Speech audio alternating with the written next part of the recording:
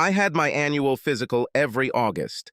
This year it was conducted by a new doctor. My old doctor retired.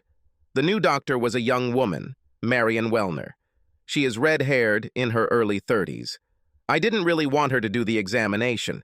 Part of it was the intimate physical contact, and I thought about embarrassment. Dr. Wellner's nurse did many preliminary procedures, such as taking blood pressure and ECG, and testing my ability to remember a book, an apple, a table after a few minutes. I was always worried about this. But this time, I was worried about being practically naked in front of a young woman, an attractive young woman. But I didn't need to worry. I was so nervous that there was no chance of arousal. When we finished with this part, she smiled and said, "Well, I'm sure you're glad it's all over." "Yes. Glad. Thank you." I smiled back at her. The remainder of the examination was routine. The blood work was excellent and everything checked out. When we were about to leave, she asked, "Do you have 3 children?" "Yes. 2 boys and a girl." "Have you adopted a child?" "No. Eco." "But why are you asking?" She blushed. "Well, I'm new and I looked through all your notes before this meeting." "About you? Well, it doesn't matter. Thank you for being so quick." She waved her hands. "You must explain yourself, doctor. This is my body." "Mr. Miller, you have a disease. You have been infertile since birth. Mr. Miller is Ted Miller." "About... Nobody told you about this?" "No, please make copies of all my medical records." Now I was as shocked as can be. "Certainly." "Sorry. I should have remained silent." "No, not at all. Apparently too many people were silent." About 30 minutes later, I received the notes. Meanwhile, I was thinking about this. I'm 48. I've been married 26 years to Melissa. We have 3 children. Brad, 24 years old, Mary, 22 years old, and William, 20 years old. At least I thought we had 3 children. Brad is married with a son on the way. Mary has just graduated from college, and William is a junior. I wondered who their real father was, but after thinking about it, I found that I was not convinced by Dr. Wellner's words. All 3 looked like me, partly. When the notes arrived, I took them to my office and scanned them. I considered various possibilities to verify what she told me. I called a college friend of mine who was a doctor in New York. He called me back an hour later. "This is Mark Madden, urologist." "Close enough." I said, "Hi, Mark. I need some advice, but without personal appearance, and strict confidentiality is required." "Tell me about it. I told you. Send me the notes by email and I'll look at them this afternoon." "Done, and please send the bill. The service is done quickly." He called back at 3:30. "Ted, at birth, you had a disease that led to infertility. I'm guessing you didn't do anything about it." "I didn't know about this." "Well then, when you were born and you were diagnosed, nothing could be done. Over the past 10 years, we have developed a method of helping. Can you send me a textbook on this subject, Mark?" "Certainly. I'll send you an email in 10 minutes. Good luck." "Thank you." "Hey, Ted, don't you have kids?" "Eat."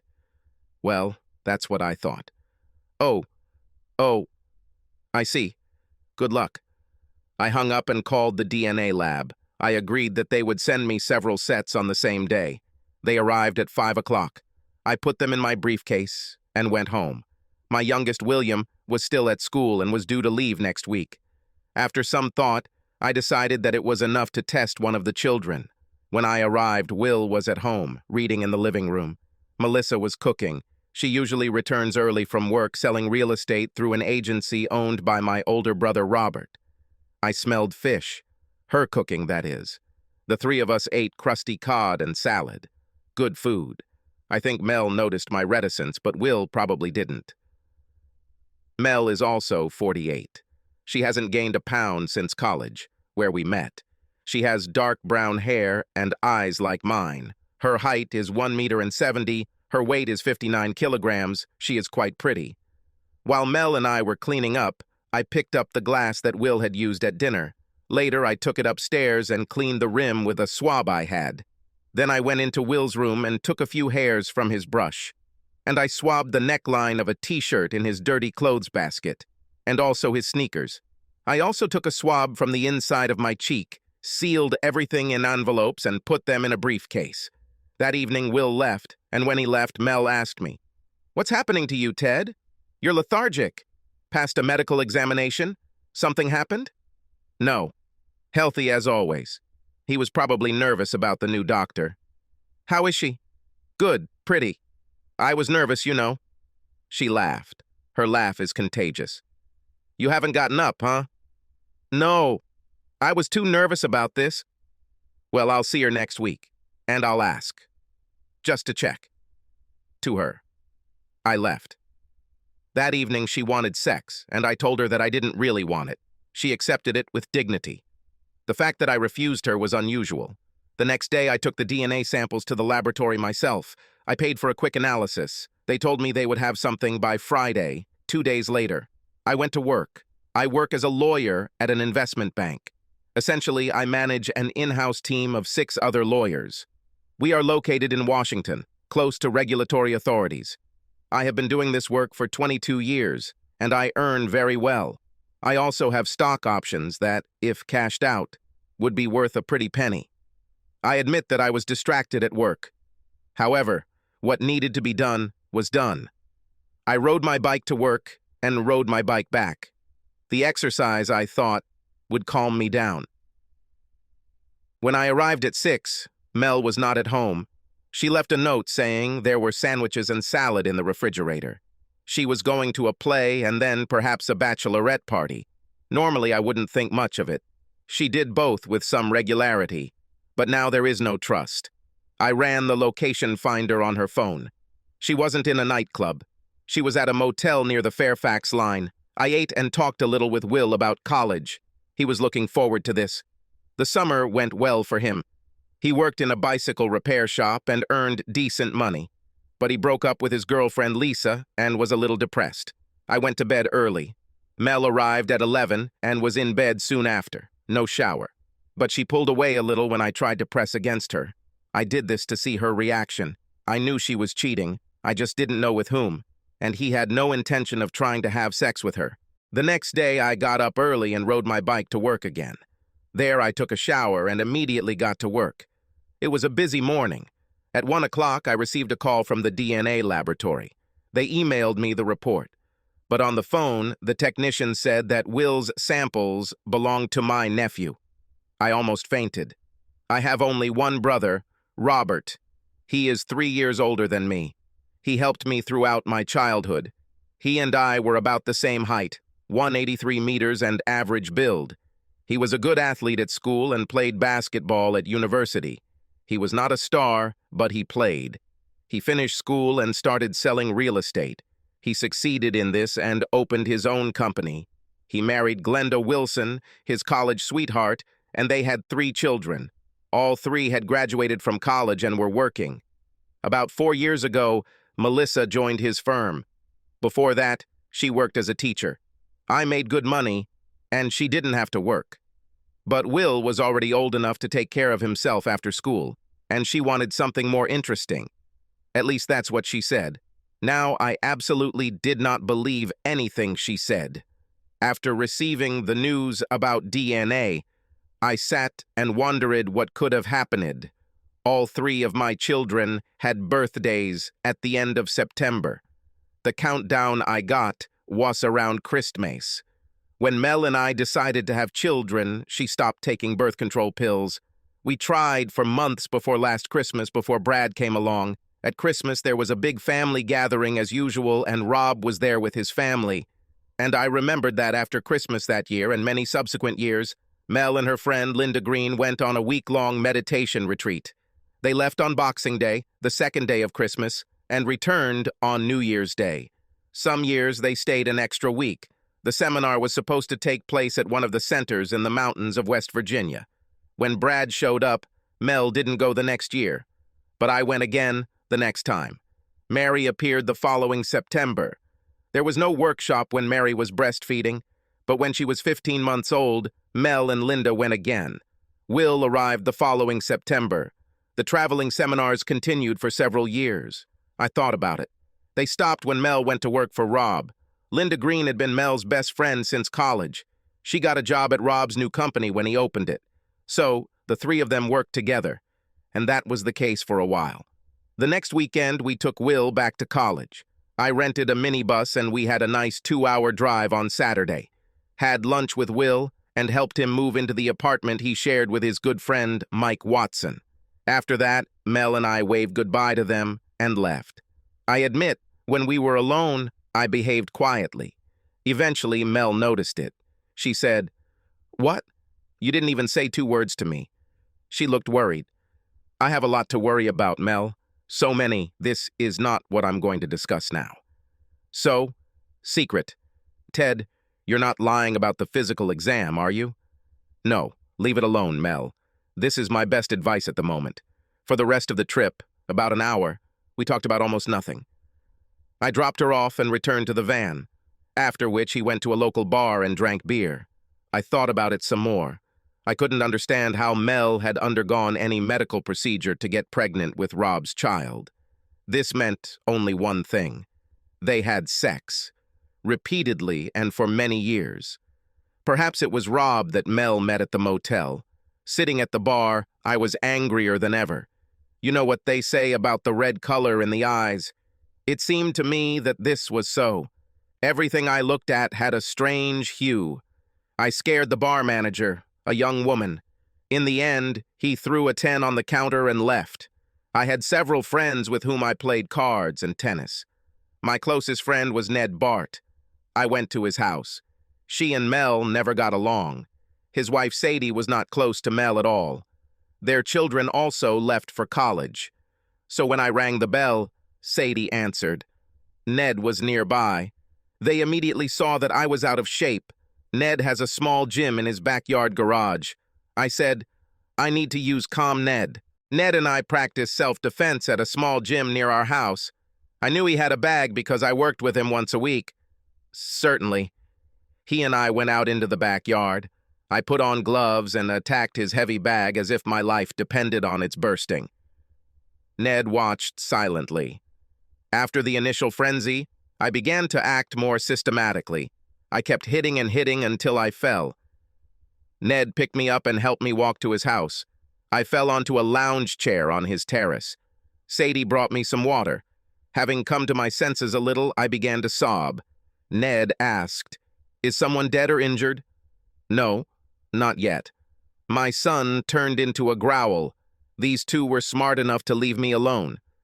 10 minutes later, Ned brought the beer. Sadie sat down next to me. She said, "Now that you've done all this, you have to tell us." I made them promise to remain silent and told them everything. Both were shocked. Ned said, "How? I mean, without telling you. And your parents should have known." I thought about it. The medical record when I was a child laid out everything about the condition. They knew. Sadie asked, "What are you going to do?" "I have no idea. Don't take it to heart. Please don't lose it like you did with the bag. Prison is not a good place." "I won't. I think I'd better go home. She'll be worried and I want to avoid confrontation. For now." I drove back to my house. Mel stood at the door. "Where have you been?" I worried so much. Stopped for a beer and met Ned. I went to his house to do some work carrying sacks. Sorry, I should have called. I got in the shower and we had dinner. On Sunday, we went for a picnic to a local park and went rollerblading. But we didn't have sex on any of the nights. On Sunday, Mel looked disappointed and confused. I got up early and left for work without whacking her. I made an appointment with a lawyer in a nearby building and went to our bank. I also visited my company's HR department to change the direct deposit and beneficiary of my retirement account. This was not easy. A lawyer let me know about a divorce in our state. But she, Millie Stanton, also said that my wife and brother cheated on me. Maybe this will be useful to me. I asked her to file a divorce petition with alternative grounds. But don't let her give it to Mel until I give the go-ahead. That evening, I installed tracking software on Mel's cell phone.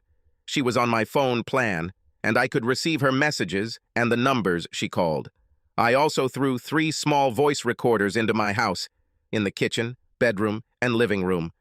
One went into her car. I asked Mel to set up a party at my house with Rob and Glenda on Friday night. On Monday and Tuesday, I stayed late at work, telling Mel that I had something important to take care of. On Wednesday, I returned home on time. We had a nice dinner and I put on a good face, but there was no sex. Mel was clearly disappointed. Later, I downloaded all the materials from the recorders and checked her phone. When Mel went to bed, I listened. There weren't many entries. During the day, no one was home, and Mel didn't talk to herself. She made one call to Rob's cell phone and one to my mom. 5 years earlier, my mother was widowed. She was 78 and lived 30 minutes from where I grew up. The bell rang first. I heard Mel's voice. "Mom, have you heard anything about Tim lately?" "Well, he seems to be out of his mind. He had a physical and hasn't been himself ever since." "Don't know. Just checking." "Okay." The next call was to Rob. "Rob, this is Mel. No, we can't do it this week. You guys will arrive on Friday. And Tim is acting strange." "Don't know. I don't see any chance of him finding out anything." "Look, we're being careful. And either way, I think he got some bad news from the physical." "Okay, see you, baby." The essence of this conversation was the actual end of my marriage. They are still together. It occurred to me that at first they might have thought they were doing me a favor. But in reality, no matter what they think, I'm going to punish them as best I can. Rob and Glenda arrived at 6:30 on Friday. Mel and I made food, grilled hamburgers and fries, salad. While we were doing this, I studiously ignored Mel. She noticed this, but didn't say anything. When the doorbell rang, she looked at me and said, "I hope, Tim, you're not going to be in a bad mood all evening." I didn't say anything and opened the door. Rob and Glenda greeted me. Glenda hugged me. Rob tried to do the same, but I turned away. I bought them drinks. Beer for Rob, white wine for Glenda. We sat on the terrace, all four of us. I said, "I'm divorcing you, Mel. On Monday, you will be served with a divorce petition. Rob, I'm suing you for child support for all the years I raised and paid for your children." Mel began to sob. Rob jumped up and stood over me. "You're an idiot. Jerk, I'll kill you now." Glenda watched. Rob tried to hit me while I was sitting on a chair on the porch. I stumbled back, away from him, and turned over in my chair. And then he stood up and said, "Are you angry? You are a hypocritical asshole. Let's do it." He growled and attacked me, swinging. I ducked under his fist and punched him in the gut. He wasn't as strong as me. The blow took his breath away. Doesn't matter. I hit him in the stomach again. I didn't hear Mel scream. I continued to hit Rob until he fell onto my shoulder. Then I kneed him in the groin and threw him onto the terrace. I turned around. Glenda stood up, but looked only at Mel, who rushed to Rob. He was conscious and moaning. Mel looked up at me. "You had no reason to hurt Rob." "None. You are a savage. You could have killed him." She was still sobbing. "And I still can. And you're not safe either. You're a sneaky bitch." Mel turned white at my threat. She slowly backed away from Rob. I growled at her. "Pick up this piece of shit and get him out of my sight. You only have a minute before I finish him off completely." Mel tried to pick Rob up. She found it difficult to cope with his dead weight. She looked at Glenda and said, "Help me with him, Glenda." Glenda came to her senses a little. She simply said, "No, you two are on your own. I agree that you are a bitch." Mel pulled Rob onto the couch on the patio. She picked him up and, staggering, disappeared into the kitchen. I looked at Glenda. "So you didn't know?" No. I've had some suspicions about Rob over the years, but not with Mel. I think they are still together. Maybe she has sex with other guys, I don't know." I heard the garage door go up. I walked inside and looked out the front door. Mel put Rob in the passenger seat of her SUV and drove away. Glenda came inside. This is a pleasant-looking woman, blonde, 46 years old. She was well-dressed for the dinner party, but she was crying and her makeup didn't look very good. I looked at her. "More wine?" "No, can't you explain all this to me? I did it." She was sitting at the kitchen table. When I got to the after-Christmas workshops, Glenda said, Rob always went on winter ski trips. I hate skiing and stayed home with Mark. Mark was her son. I said, I wonder where they really went. Who cares? This is all too much for me. Sorry, Glenda, I thought you knew. Are you getting a divorce for real? Certainly. Never doubted it. I told Glenda she could stay overnight in the guest room. She agreed. Then we started talking about the past, about when and where Rob and Mel might meet now. I showed her the recording of Mel's call to Rob. She left no doubt that their romance continues to this day. At 10 o'clock, we ate hamburgers. We talked a little more about practical things, like where we would all live. I had a waiting list for an apartment near my work. I assumed that Mel and I would split the money, including the proceeds from the house. For now, I'll stay here. Glenda decided to go upstairs and go to bed. I followed her to see how the guest room was doing.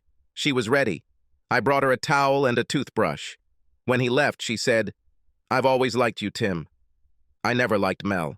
She thought I was on some lower level. I think now I know why. I waved to her and closed the door. The next morning, I was already on my feet. The police didn't come for me. I guessed that neither Rob nor Mel wanted publicity. I asked Glenda what she was going to do. She said she would go to her mother until Rob vacated their house. I gave her my lawyer's email address and told her to contact her for clarification. Her car was still there. I asked if she would like me to accompany her to pick up more of her things. She agreed. Then I took a pistol out of my gun safe and followed her car to their house. Mel's car was not there. Glenda and I went inside. There was no one there. I started to think how badly I had hurt this asshole. He hoped that he was admitted to some low-grade hospital, where he would contract an infection caused by the bacterium Clostridium difficile and die of dehydration, or something like that. Glenda sat down. She said, I wonder where they are. Let me check. I started the phone locator again. I wondered why Mel didn't notice this the first time. This time her phone was at Cambria Hospital. I called the hospital and asked if Rob was there. They told me that he had arrived. I reported this to Glenda. She decided to stay at her home and change the locks. So I went to Home Depot and bought a bunch of new hardware. Some for her, some for me. I spent the morning installing it. I gave her the keys and left her there. But I felt sorry for her, and I said that I would like to return. She agreed. She said she would cook.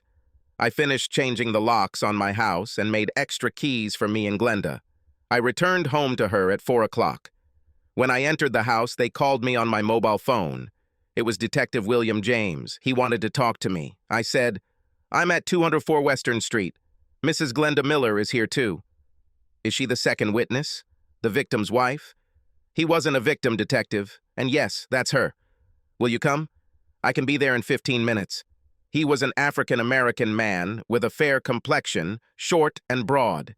He was wearing a nice suit and expensive moccasins. Glenda let him in the front door and he introduced himself. Then he asked, Are you two comfortable? She answered, No, it is our spouses who cheat on us, not us. Then she looked at me. For now. She said it evenly, as if it was supposed to happen. James stared at her, then at me. He said, Maybe you'll get lucky, boy. I answered, Maybe. I looked at Glenda. She didn't look away. I thought that this was not the best approach to a police interrogation. James said, I'd like to talk to Mrs. Miller first. Glenda took him back to the back patio, and I saw him turn on the recorder on his phone. They talked for almost 20 minutes. Glenda then walked into the house and waved for me to go out onto the patio. As she passed by, she whispered, I mean this. Her open offer was a real red herring. I always liked her and liked her looks, but I wasn't the type to play pranks. But still. The detective said he was recording and asked me to tell him what happened. I started by finding out that my children were actually Rob's and that I only found out recently. Described dinner on Friday and his reaction. He also described our quarrel. I was as accurate as possible. When I finished, he asked, How did you know this? I do not want to discuss it. Suffice it to say that no one snitched on me. Everything happened by chance. Fine. Well, Mr. Miller, your testimony is quite consistent with the testimony of the wives. I haven't questioned your brother yet. Why? Because after I talked to your wife, It seemed to me that he was the aggressor, and you responded. And he's not in very good shape right now. He will have to stay a day or so to get tested. I asked. Tests? He looked at me intently. This is not a joke at all. A knee to the groin is the only thing that can cause you trouble. But then he turned away and smiled. What will happen now? I'll write this down and send it to the Commonwealth's attorney. She will make a decision. I'll talk to your brother.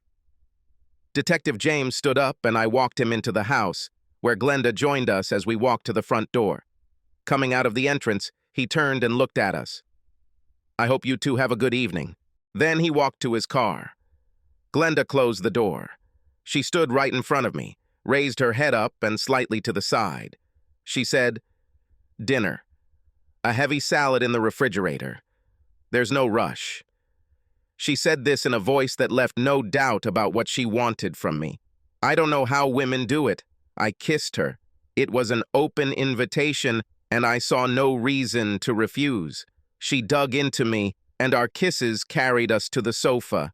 She pulled me towards her. She was furious, and I responded to her. Having undressed, I stood over her. She pulled off her dress. Later, I thought that she planned everything and dressed for seduction. It definitely worked. It wasn't sex for love. It was pure lust. I brought her to several climaxes. Then I could no longer hold back and came to the finish line in the same way. I rolled off of her, and she slowly stood up. She took my hand and led me to the kitchen. We had dinner and went upstairs. She said, "I know that what we are doing is, perhaps, something like restoration, but I don't mind." Me too. We had sex, a shower, sex again. We changed positions to satisfy each other and came to climax more than once. Finally, our middle-aged bodies began to crave sleep, and we got it. I woke up first. I was in the master bedroom shower when she walked in on me. This led to another fight. We soaped each other, washed everything, and wiped it dry. Then they brought each other to the finish line again. Then we took a shower again. And we had breakfast. It was Sunday. We both wondered what was going on with our spouses, but neither of us were church people. I checked the location of Mel's phone. She was at my mother's house. It just reminded me that I should talk to my mother, who probably played some role in my cuckolding. I talked to Glenda about this. She said, "I'm actually not sure about any of this. You know how it happened. Maybe it doesn't matter. It matters to me if my mother has something to do with this. And I also need to talk to Mel. Maybe she came home and couldn't get in. But she made no effort to see me or communicate. They are probably sorting things out. I'm heading there. Do you want to come with me? I always want to. I am a born slut. You tore my hat off." She laughed. "So will you go with me to Mom?" "Yes, why not? We can make it obvious what we have done." "Yes. What good is revenge sex if the cheaters don't know about it?" We both laughed. We arrived at the house of my mother, Shirley Miller. Mel's car was there. Glenda and I walked out onto the porch, and Mom opened the door. "Go away, Tim. You hurt Rob." "Rob needed to be hurt. Anyway, he tried to hit me. I'm here to find out how involved you are in this. If I turn around and leave, I won't come back. Ever." She let me in. Glenda followed me. Mel was sitting in the kitchen. She saw me and then Glenda, and I immediately understood everything. She said, "Oh, you bitch. Didn't wait long, huh?" "No. Why should I wait? Your boyfriend won't be able to please me anymore, but your husband definitely can." Mel quickly stood up, but I dragged her away. My mother shouted for us to stop. She looked at me and said, "Tim, you probably ruined everything when you went with Glenda." "No. Now I'm a free agent, and so is she. I think it's always been that way for Mel and Rob. Glenda and I have a lot of catching up to do, and we had a good start." Mel said, "You must listen to me and your mother. We can bring things to light and perhaps heal." Tim looked back and forth between his wife and mother. "I'm listening." Shirley looked at Mel, and Mel said, "We wanted children, you and me. But when they started trying, your mother said that you were sterile. No children. You did not know." Shirley said, "But I had a solution. Rob.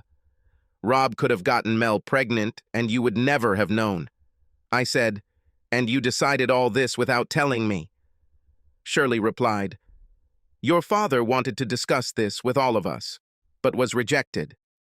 The votes were 3-1. Yes, 2 traitors and you against your father. We looked at various methods, medical. All of them were too expensive and labor-intensive. And you should have known that you were raising Rob's children. Mel said, so we reluctantly decided to do it naturally. I said, and you lied, snuck out, and had sex for a week. Once for 2 weeks. And you had a great time, right, Mel? She looked down and said, once we got over the initial hesitancy, I really had a great time. I won't lie about that, and everything worked. I said, it worked all 3 times, and you looked forward to your time with Rob. Mel said, yes, I was waiting. He is a good man. Glenda said, is it true? What about me, bitch? He lied and mocked me. Shirley said, we decided that you might disagree. Glenda frowned. You were absolutely right.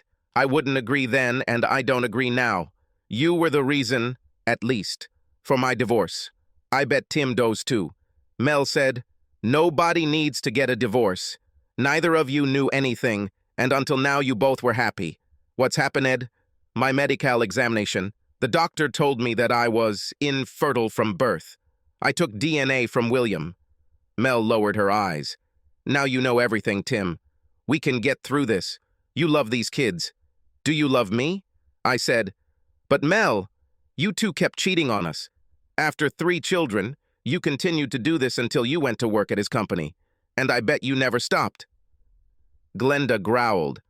Well, what, bitch? How many times have you and Rob had sex in the last year? Shirley stared at Mel. Chalk? Please tell me it's not true. Chalk? We fell in love. We were compatible, in and out of bed. So, we continued to meet. I said, yeah, like last week at the Shady Pines Motel. Mel looked shocked. Have you hired a detective? I just launched the locator on your phone. Mel said, we can stop. We'll stop. I only need you, Tim. Glenda said, I want him too. You can leave with your great love interest. There is no turning back. Shirley, who was standing, sat down abruptly on the kitchen chair. She didn't look well. I asked, Mom, are you okay? She began to cry. What have I done? My God, Glenda said. Secrets and lies only lead to more secrets and lies. You should have told Tim from the beginning. Mel said, then none of our children would exist. So maybe what Shirley did wasn't so bad. I looked at Mel. You're missing the point, Mel. You, Rob, and my mother schemed, plotted, and betrayed me. Looking back, my life seems like a big false facade. You stole my life from me. My whole life has been a lie. I sat down too. I was filled with deep sadness. Mel stepped towards me. I pushed her away. I sobbed. Never again, Mel. Never again. Glenda hugged me from behind. We all cried. Finally, I stood up, and Glenda and I walked away from the others. Nobody followed us. When we returned to her house, we were not in the mood. I helped her weed the garden and mow the lawn. We had lunch. After that, they started talking. I asked, Glenda, are you sure about the divorce? After all, you and Rob were together. Glenda replied, well, remember what you said about them taking your life. I feel the same way. I'll go see your lawyer tomorrow. We can go together. But I don't see any way back. It was too long and too angry. I said, this is what I believe in. I have to think about the children. Perhaps if there is a divorce, they should know why. How should I tell them? Call them, or write a letter and ask them to call. So I did. After lunch, I wrote a letter to my 3 children. The gist of the letter, after I laid out the facts, was that they will always be my children. To me, they will always be the ones I raised and loved. I sent an email and asked them all to call. My cell phone rang a little over an hour later. It was my daughter Mary. She asked, Dad, are you okay? Will, and how are you? It's very hard to go through. I just know that I love you, and you are my dad, forever. I can't figure out what to do with my mom. She and Grandma, how could they? Grandma thought she was doing me a favor. I didn't know that the two of them would be forever. Your mother? I will never forgive her. Never. What you do depends only on you. I won't know what to do for a while. Well, in many ways, I hope that you will come to some kind of semi-friendly solution. I guess I hope so. Yes. Not easy. Well, I just wanted to talk to you. I love you. I love you too. We hung up. Brad called 2 minutes later, and we had a similar conversation. William called at 11 when he read the letter. He was a little more reserved than the other two. He said, When I was at home and everyone else went to school, I saw something about Mom. I ignored it, but I had to talk to someone about it. Sorry, Dad. There is no reason to mope. Everything is over. You were in a difficult situation and did not know about all this. We ended our conversation after a few minutes. Will didn't speak very well. He was close to his mother. At least it was. I wondered how much he really knew about her and Rob. Glenda was in the kitchen, looking through an old photo album. I joined her. There were all kinds of photographs of her family growing up, and mine too. After a while, we were both crying. She said, "Maybe this is not a very good idea." No, we must come to terms with what is lost. I hugged her and kissed her deeply, in a friendly way. We looked at the memories again. Then they went up to bed. We slept together, but there was no sex. On Monday morning, we went to see a lawyer. Millie Stanton didn't feel comfortable talking to both of us at once, but we insisted. She was a large woman in her 50s with a big 50s-style hairdo, gray hair, but a non-serious attitude. I liked her, despite her hairstyle. She explained the basics of divorce in the state and said that adultery is one of the grounds for divorce, but it is now out of favor. However, she said that our situation was beyond the ordinary. We worked out a plan where we would each file for divorce and I would sue Rob for alimony. Millie was not comfortable with Glenda being present because Rob's finances were tied to hers. Millie said she would file paperwork regarding this, or he could wait to file a lawsuit against Rob until after maternity leave. I asked that Mel be served at work and at the same time as Rob. This was supposed to happen on Wednesday. I took Glenda to her bank to try to separate their assets. This took a while, and we had a late lunch at Bersoni's Italian restaurant. We returned to her house at 4. I decided to go home to my place, and she went with me. Nobody bothered with the new locks. We went inside. She looked around, again saw what had been familiar to her for many years. I turned around, and she stood next to me with the same look. She said, "I want you to fuck me on her bed. Now, please." I could only fulfill such a sincere request. I just picked her up and carried her upstairs, threw her onto the large bed in the master bedroom. She was laughing. She said, "You're so rude and strong. There's no way Rob could do that." She stood up and undressed, just like me. Naked, we collapsed back onto the bed. Then everything went slowly. At first, it was strange for me. Sex with another woman in this bed, but I quickly got over it. She was just a banshee, and she just took what she wanted. At the end, she had such a strong climax that she lost consciousness, and I almost fainted too when I reached the peak. After that, we lay down. Some time passed, and she said, "It was so great. Take this bitch's husband on her own bed. It couldn't be better." I smiled and said, "How vindictive you are." "Yes, and everything is to your advantage." "Well, mostly to mine. But you liked it too." "Of course, I liked it." We reached a climax in revenge sex. Now she laughed. "Yeah, from there everything went downhill. But it was not inclined at all. We had sex all night until we stopped. In the morning, before work, I made love to her. Tender love. After the shower, she cried, and so did I. But we got dressed and went to work. Glenda took one of Mel's work outfits. I figured it was more out of revenge. It was a little tight at the top. Mel called me at work, said, "I need to go into the house to get my things. I came to work in a dirty dress. I can meet you at the house at 6. Has Rob been released from the hospital? No. He will have surgery. You fucked him great. Where are you staying? At your mother's house. I'm in your old room. Ironic. Where are you and that bitch staying? Here and there. You must rent out one of the houses. What happens when Rob comes out? Not my problem. Have you heard anything about children? No. What have you done? I emailed them a report of what happened and talked to them on the phone. Oh, Tim, they'll hate me. They didn't call me. None of them. You know that you deserve... Fuck you, she shouted. I passed out. I met Mel at the house at 6. She arrived on time. An amazing development. She got out of the car and I unlocked the door. She went upstairs. There was a scream. You had her on my bed. I smell. I can't believe you did this. I came up and said, she wanted to do it. Revenge for taking her husband away. In my opinion, this is not enough. Mel's rage seeped out of her. She gathered her clothes and I helped her carry them downstairs. She had a bag for toiletries. When she loaded up, not noticing that the clothes Glenda was wearing were missing, she asked me, "Is there any chance that we can—" No, none. I meant every word I said, Mel. It's all over between us. She looked depressed but not surprised. She said, "At first I really wanted to have a good family like any wife. This seemed like the best solution. But then everything went off the rails. I apologize for this. I do not accept these apologies.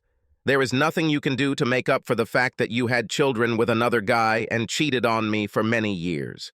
An apology doesn't come close. And I don't believe you're sorry." She got into the car and drove away. The next day she was served at work. Glenda attended to Rob at the hospital. After lunch, my mother called. She said, "Tim, did you have to be in such a hurry with the papers? If you cool down, maybe everything will get better." "Nothing like that, Mom. She's been having sex with Rob all these years." "Tim." "No need for Tim, Mom. And remember who started all this shit." "Oh, I remember. Until last week, everything was working fine. I said goodbye. I haven't decided what to do with it yet. After all, she was the one who caused all of this. Save us from well-wishers.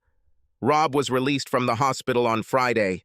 He couldn't go back to his home because Glenda would have killed him with his own gun. He ended up at our mother's house. And Mel was there too. I didn't care at all that they were continuing, even if it was in my old room or his. But if my mother allows them to do this, she is dead to me. I discussed this with Glenda. She and I decided to figure out what was what. I still had the key to the house. We waited until 2 o'clock in the morning. I drove us there, used the key to open the back door. I had a pistol with me in case of an attack. Glenda waited downstairs while I crept up and looked into my old room. I figured they would be there because there was a double bed. She wasn't in Rob's room. They were both there. I had my phone ready and turned on the light to take some pictures. There were screams, mostly from Mel. She was naked. Rob was also naked, but had a large bandage around his lower ribs. He couldn't move normally. Mel simply pulled the blanket over her. Mom was running down the corridor and saw me. She said, "Tim, don't make hasty conclusions." I said, "I don't. No need. You condone what they did, something they still do." I turned and went downstairs. Glenda was waiting for me there. She said, "I guess they were together." "Yeah, go." Mom and Mel came running. Mel was wearing a robe. Bad boy Rob was nowhere to be seen. Mom said, "They are adults. What can I do?" "Throw them out onto the street. This is my old bed. I think Rob's goal is to fuck her wherever I was." Mel replied, "He didn't have me? Could not. You heard him." I laughed at her. "Although you probably tried, huh?" "And what?" "I don't stand a chance with you." "Is it true? I hope you both rot in hell." I turned to my mother. "I'm done with you. I'm still your son, but no more. Now you have him, not me." Glenda and I left. We returned to her home. We went to bed at 4 o'clock. Glenda and I stayed together while the divorces were going through the courts. Mel and I sold the house and split the money. She didn't receive any alimony or anything else from me. The judge didn't like what she did. My children have adjusted. The older two had no contact with Mel other than sending a Christmas card. They blocked her calls. Will talked to her, but wasn't very condescending. When it was time for him to spend the summer between years, he stayed with me. He had no contact with Rob. Mel met him for lunch several times, but Rob was not with her. Will didn't want to talk to him. Glenda got almost everything. She kept the house and received a large lump sum for her share of Rob's business. Rob lived in a 2-bedroom apartment near his work, with Mel. About a week after the divorce, Glenda and I spoke. Our sexual passion remained undiminished, but other than that, we weren't truly compatible. That's why I moved out. Neither of us were particularly sad. I think we knew almost from the beginning that what we had couldn't last. There was too much water under the bridge. She made me promise to come over and have sex with her from time to time, as long as she didn't get into another relationship, or me. I agreed. She was sexy, and we were so good at it. I had an operation which successfully solved my problem. At 49, I was no longer sterile. There's a lot of good in it, that's what I think. One evening at the gym where Ned and I went to practice self-defense, I saw a woman kicking a heavy bag. She was a savage, and she looked fantastic. After she finished, she looked back at me and asked, "Scared?" I smiled. "Of course," and stepped back, raising his hands in a sign of surrender. She laughed. "I was watching you. You're not afraid of me." I answered, "Not afraid? No. I am Hilda Marks, and you, Tim Miller. I'm going to take a shower and drink coffee." She gestured to the store across the street. I said, "Meet me there in 10 minutes. Let it be 15. I'm a woman, after all." Without a doubt, we had a pleasant conversation. She was new, she was 36, she had a school-age son, no husband. She left him on the West Coast. We spent almost 2 hours talking. By the time the store closed, she knew everything about me. Medical history and everything else. I was fascinated. And she was interested in my... At that time, I had a bungalow a mile from the gym. 2 bedrooms. 2 weeks passed before she visited my bed, and she stayed the night. She was just as wild in bed as she was in the gym, but I was stronger, and she didn't want to win. I wanted to be conquered. I found it a real aphrodisiac. Her son's name is Donald. He was 16. He was in the penultimate grade. He and I got along well because he was a baseball player, and so was I. I ended up helping out on the school team. 6 months after we met, Hilda and I got married. She was pregnant. Marriage by chance. Donald and she moved into the house I bought next to my old one. He has his own room, and there is room in the basement for sports equipment, so his mother can continue to be deadly. Soon, Thomas Timothy Miller appeared. For me, he became a miracle. Mel and Rob were soon history. She changed agencies. I got together with a plumber. He was younger than her, 40 years. I think she's still sexy. Glenda married the guy she dated in college, James Wilder. Hilda and I talked with them a little. He seemed like a good guy. I can confirm that Glenda still looks good. I guess she's still sexy in bed. James and I were talking about this one day. It was a kind of bonding moment.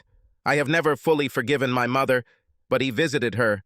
When Thomas was born, she was delighted. Hilda made sure that his mother saw him regularly. She sympathized with her a little more than I did. My mother died in June of this year. The memorial service was calm, despite our family history. Rob said goodbye. I'm not.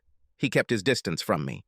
Subscribe to our channel so that your second chaff doesn't cheat on you, and go ahead and listen to the next story, because this story is nothing compared to the next one.